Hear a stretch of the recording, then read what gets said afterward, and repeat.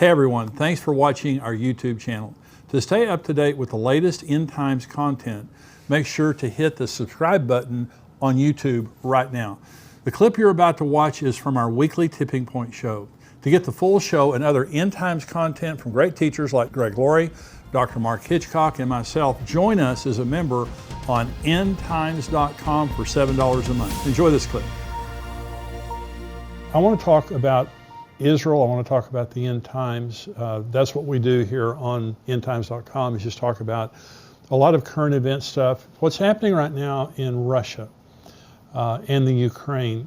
Tell me, beginning with, I guess, Russia and the Ukraine, is there anything prophetic about that in your mind related to current events and what's going on? Yeah, absolutely. I mean, the majority of the rabbis understand Gog and as connected to the land of Russia. And so obviously anything that goes on in that region is super significant, right? Gog is described as someone who comes from the far north, Ezekiel 38:15. Oh. And in Jewish thought, the dwelling place and stronghold of the forces of evil is from the north. And so from, Jewish tradition is very clear that, it's almost unanimous that Gog is connected to Russia. And this, and so what's interesting is this, though, there is one of the greatest Jewish scholars to ever live was known as the Vilna of Gaon, and he was an Alui, he was a genius. And this is, and he's speaking prophetically, this is what he says. He says, when you see the Russian Navy pass through the Bosphorus on the way to the Mediterranean by the means of the Dardanelles, it will be time to put on Shabbat clothes, meaning the Messiah is coming soon. Oh my gosh. So, I mean, when you hear something like one of the greatest, most revered Jewish scholars that lived, hundreds and hundreds of years ago, say something like that, and you look at what's going on in world events, you're like, okay, something is going on here. Well, the Gog, it's interesting you said that. I preached a message last weekend at Fellowship Church. We go here in Grapevine, Texas. And I was talking about, is Vladimir Putin Gog? And some of my friends, like Dr. Mark Hitchcock, he says he's Gog-esque. You can't definitively say he's Gog. However, my comment during my message was, if you ask me to, if Ezekiel 38 is a now prophecy, Vladimir Putin is Gog. I mean, because Gog is a person, Magog is a land, the other places are regions. The nations of Ezekiel 38 are places where he has control, the other nations listed there. But I really appreciate you saying that in the Jewish mind, Gog is Russia, because you have a lot of Western theologians who argue with that, and they'll say Gog has nothing to do with Russia, Gog is this, whatever. But if you look at the realities of it right now, the Gog and then the Magog nations of the Stan states, you have Turkey, Iran, these nations are all aligned with Russia, and they all hate Israel.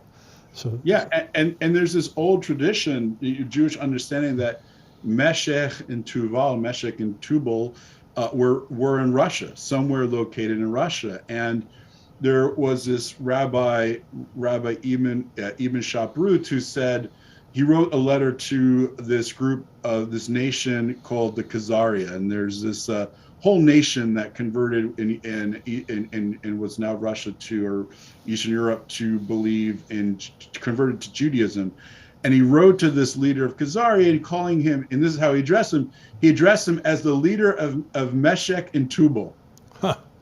Wow. Right? So, I mean, there's numerous references that connect back. And from a Jewish perspective, Gog is connected to, is European. He's a European leader. He's a descendant of Armilius, which is connected to Romulus, which is the founder of Rome, which is the fourth kingdom. I don't know if we want to, of Daniel's beasts, if we want to go into all there.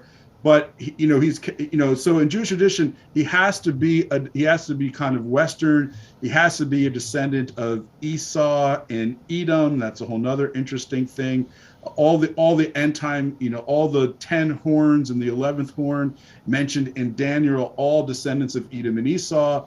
And Magog, on the other hand, is seen as a nation that's descended from Japheth, one of the descendants of Noah. So you have someone from Esau, Edom, which represents the West in Jewish thought, ruling over a land that's primarily of Japheth. Is that what you see today with Gog, Magog, all the nations there? Yeah. And again, Persia would be one of those nations that are the descendants of Japheth, right? So it's no surprise that in this end, you kind of see this you kind of see this going on. You actually see it in the book of Esther, which just passed, right? So you have Haman, who is a descendant of Esau and a descendant of Amalek, being a key ruler in Persia, and Persia is a descendant of Japheth, right? So you have someone who is an outsider coming in, wow, stirring it up to destroy the Jewish people. This is exactly the picture of what's going to happen in the end. And Ezekiel mentions Persia as being one of the nations that are going to come in the battle of Gog and Magog to destroy. But the interesting thing is that in Hebrew, again, in our last show, we talked about the numerics, right? So the interesting thing is that in Hebrew, Gog and Magog, Gogu Magog, has a numerical value of 70. And that's very significant because 70, according to the 5 books of Moses, 70 descendants of Jacob went down to Egypt. There are 70 nations biblically. So the way the biblical worldview is that there's 70 nations other than Israel that exist. And the picture of Gog and Magog is the 70 nations coming against Israel in the end of days.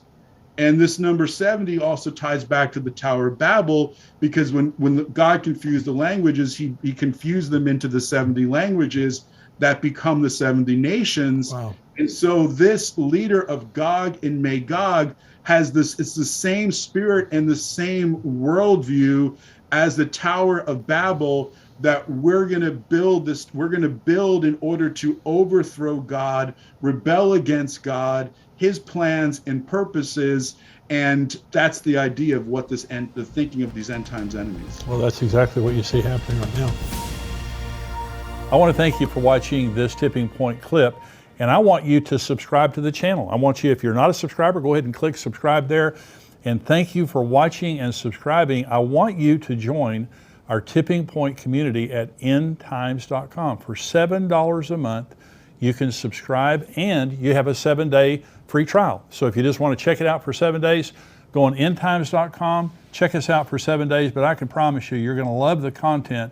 You're going to be getting the Tipping Point show, the full show, every single week, as well as articles and video content from great teachers like Greg Laurie and Mark Hitchcock, and of course myself. Be sure to subscribe to be notified when we release more videos like this. God bless you.